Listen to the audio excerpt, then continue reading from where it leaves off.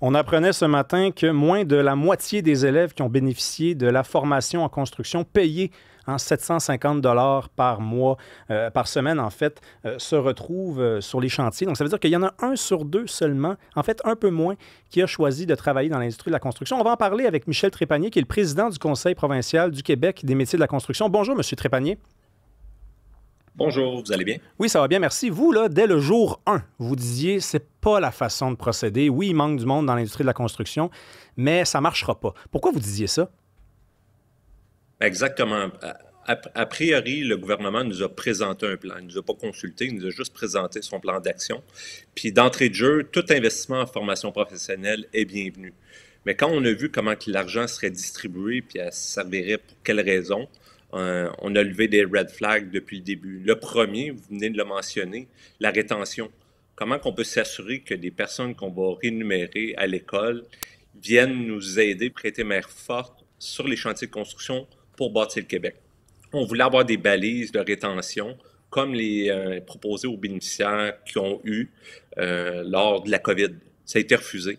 Ça aurait été un moyen de s'assurer qu'on attire des bonnes personnes pour s'assurer qu'on investit l'argent à la bonne place. Ce que vous voulez dire, M. Trépanier, ce que vous voulez dire, juste parce que les gens comprennent, le balise de rétention, ça veut dire forcer les gens à travailler un certain moment après avoir complété la formation. Exactement. Ben pour nous c'est un no-brainer. À la base, tu donnes un revenu à quelqu'un, tu t'attends qu'il te redonne un certain service. Puis nous, on s'attendait à ça dans l'industrie. Puis après discussion, ils ont refusé. Puis malheureusement, c'était prévisible ce qu'on allait voir. On a eu beaucoup d'inscriptions, beaucoup de personnes qui sont allées à l'école pour les mauvaises raisons. Ils ont resté 2, 4, 6, 8, 10 semaines, puis ils ont quitté. Fait qu'ils ont été rémunérés pendant ce temps-là. Puis malheureusement, c'est de l'argent qu'on aurait pu distribuer ailleurs. Puis l'autre angle aussi, c'est la qualité de la formation aussi qui est enseignée. C'est pas de la théorie tout ça, là, parce que quand on lit ça dans les journaux, on se dit, bon, ben 43 %. Moi, aujourd'hui, je parlais avec quelqu'un dans mon entourage, puis il me dit, je connais quelqu'un qui l'a suivi, cette formation-là, puis elle n'avait pas, cette personne-là, l'intention, dès le jour 1, d'aller travailler dans l'industrie de la construction. Elle voulait apprendre à rénover son sous-sol. Il y a plein de gens qui ont fait ça pour ça. Ah, exact. Puis c'était prévisible. Puis ça a été mentionné à maintes reprises. Puis la réponse qu'on avait du gouvernement, c'était une idée du premier ministre, puis qu'il voulait enlever toutes les balises pour contraindre les inscriptions. Fait que pour nous, ça nous a préoccupés depuis le jour 1. Puis c'est prévisible, malheureusement, les chiffres qu'on a aujourd'hui. Vous représentez les travailleurs de la construction. Je suis sûr qu'il y a des gens qui sont syndiqués, qui travaillent sur les chantiers, qui en ont côtoyé durant ces formations-là, de ces gens qui discutaient pendant la petite pause cigarette dehors, on boit quelque chose dans le couloir, un petit jus Oasis, puis là on se parle, tu vas-tu travailler dans un chantier? Tu vas dire, non, moi je suis venu ici pour apprendre à... Ils doivent mal prendre ça, eux autres, là. Ah, c'est sûr. Puis mettez-vous à la place de tous les autres étudiants qui ont été en formation pendant ces années-là. Les DEP, là, on a 25 métiers. Normalement, on forme environ 5 ou 6 000 travailleurs. Imaginez tous les autres qui sont à l'école, aucun revenu, aucune prestation, puis il va y avoir comme un certain privilège à des personnes qui savent que la grande majorité d'entre eux, malheureusement, n'iront pas dans le milieu de la construction par la suite. Fait que oui, ça a été un enjeu, puis c'est encore un enjeu à l'heure actuelle. Ça, c'est l'arbre qui cache la forêt, par contre, parce qu'on parle de gens qui veulent suivre des formations, sont payés, 1 sur 2 décide de ne pas travailler dans l'industrie de la construction. La forêt, c'est il manque de monde. On cherche des façons d'attirer des travailleurs de la construction. Comment on redonne, M. Trépanier, le goût de travailler dans ce milieu-là aux Québécois? C'est un beau milieu. C'est un milieu qui n'est pas toujours facile. On a une capacité dans le réseau présentement d'enseignement de pouvoir donner de la formation professionnelle. Mais l'enjeu qu'on a dans l'industrie, c'est que le monde ne se donne pas la peine d'aller à l'école. Présentement, on a un mécanisme qui est les ouvertures de bassin. Fait que tu peux avoir accès au chantier sans aucune formation. Fait que souvent, le travailleur, il a peut-être une intention d'aller à l'école, mais il s'en va par l'ouverture des bassins, sans expérience, puis c'est là que ça amène d'autres enjeux de rétention.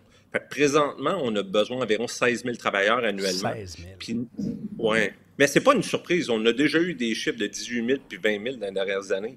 Puis notre capacité scolaire, là, sont capables de répondre à peu près à 80 % facilement de ça.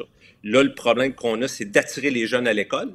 Puis c'est pour ça qu'on disait, c'est le 300 millions qui a été dépensé, plus un 110 millions pour la phase 2. Il y aurait pu, je donne un exemple, support à la diplomation.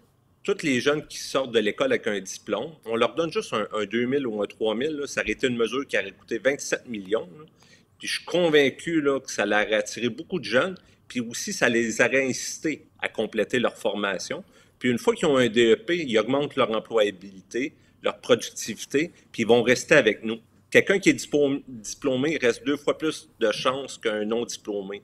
Fait qu'on a la possibilité, mais oui, vous avez raison, il y a un côté attractif. Il faut faire une meilleure promotion de notre industrie. On a une belle industrie, mais je pense que c'est l'éducation. Tout passe par l'éducation. Mais là, cette idée-là, cette bonne idée-là que vous venez de donner, puis qui coûte bien moins cher, là, je ne suis pas très, très bon en maths, mais il me semble que c'est 10 fois moins cher.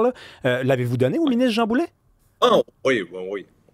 On a donné plein d'autres idées aussi. Il y a plusieurs cohortes là, à travers le Québec là, qui ne sont pas rentables, qu'on appelle pour beaucoup de métiers qui sont en pénurie, hein, mais qui ne démarrent pas parce qu'ils ne sont pas rentables financièrement. Fait qu'à la place de les partir puis assumer un certain frais, puis de sortir avec moins de diplômés, mais au moins c'est des diplômés, mais on annule les classes. Fait qu'on se retrouve de plus en plus avec des métiers qui sont extrêmement précaires. Puis il y a des petites mesures comme ça, juste des incitatifs par rapport à les plus petits cohortes qui démarrent. Puis du support à la diplomation, ça a été même proposé au gouvernement, puis c'est même dans les documents internes du gouvernement, mais ça n'a pas été retenu. Quand vous dites on doit rendre le métier plus attrayant, on doit mieux se présenter, y a-t-il encore des préjugés en lien avec ce métier-là? Moi, cet été, je parlais avec quelqu'un qui me disait, c'est une personne qui... C'est une fille, puis elle étudie pour devenir médecin, puis là, elle disait qu'elle était tombée en amour avec un gars de la construction, puis elle dit, je peux quand même pas sortir avec un gars de la construction, je suis médecin. Je dis, ben voyons donc, on est encore là. Ça doit être quelque chose de pesant dans votre milieu. Oui, on a eu un changement de culture, on a eu un choc dans les dernières années. Là. Il y a eu beaucoup d'améliorations par rapport à la diversité, par rapport à l'intégration des femmes. Il y a encore des enjeux présentement. Par rapport à est-ce qu'ils sont capables de faire le travail. On a beaucoup de femmes qui sont capables de faire le travail, mais qui ont des difficultés à trouver des emplois par rapport aux entrepreneurs. Fait que oui, on est en train de s'améliorer. Oui, il y a encore des enjeux, mais c'est beaucoup moins pire que la perception laisse entendre. Bon, ben merci beaucoup, M. Trépanier. Les bonnes idées, des fois, ça prend du temps avant de les faire rentrer dans la tête d'un ministre. Je vous encourage à continuer, insister. 10 fois moins cher ce que vous proposez. C'est pas pire, ça, à une heure où on essaie de sauver de l'argent. Merci, vous êtes président du Conseil provincial du Québec des métiers de la construction. Merci à vous. Restez avec nous. Après la pause, on parle avec Sophie Mongeon de cette nouvelle loi de la CNESST qui rentre en vigueur le 6 octobre. Ça, c'est la semaine prochaine. C'est une loi qui va obliger les entreprises de 20 employés et plus à s'occuper des problèmes de leurs employés, puis pas juste les problèmes qui se déroulent dans les bureaux de l'entreprise. On parlait de violence conjugale là, dans la première heure. Je pense que les entreprises vont être obligées aussi de se mêler de la vie de couple de leurs employés. On parle également à Maxime Truman parce que dernier match préparatoire du Canadien, c'est samedi, ça. Est-ce que le Canadien est prêt? Je regardais Demidov et sur le 3e trio. C'est quoi cette affaire-là? Il n'est pas sur un 2e. Puis on parle de soccer également avec lui. Merci d'écouter le 99.5 Montréal.